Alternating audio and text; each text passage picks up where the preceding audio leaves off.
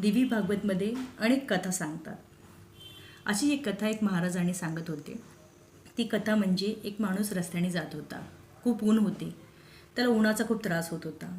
त्याला वाटलं की आपण चलत आहे तर आपल्याला कुठेतरी एक झाड दिसावं, त्या झाडाच्या थंडगार सावलीमध्ये मी तिथे बसावं.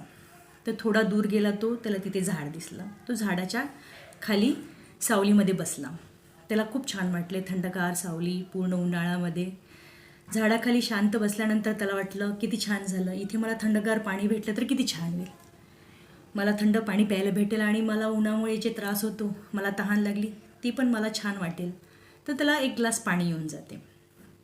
नंतर त्याला वाटलं अरे वा, पाणी मिळालं, आता मला जेवायला भेटलं तर पोटभर किती छान होईल.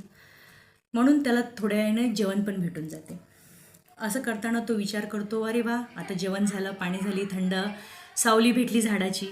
आता मला जर का झोपायला भेटलं तर इथे असं काहीतरी छान झोपण्यासाठी काही सोय झाली तर माझी.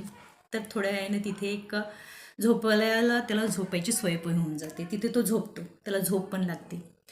थोडी झोप लागून त्याला विचार येते, आपण उन्हामध्ये चालत होतो, आपल्याला फार पाय पोळत होते, ऊन लागत होतं, म्हणून आपण विचार केला की मला यवनापासून वाचण्यापासून झाड भेटलं तर सावलीसाठी, तर मला सावली भेटली. नंतर मला पाणी मागितलं, पाणी भेटलं. जेवण मागितलं, जेवण पण भेटलं. हे असं इतकं सगळं कसं काय झालं? त्याला विचार केला असेल, करतो की इथे कदाचित भूत तर नसेल, हे कोण आणून देते? तर त्याच्यासमोर भूत येऊन प्रगट होते.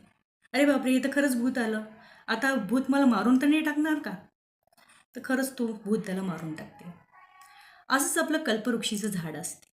आपण एक एक कल्पना करत राहतो आणि तसं ते घडते. पण चांगल्या कल्पना केल्या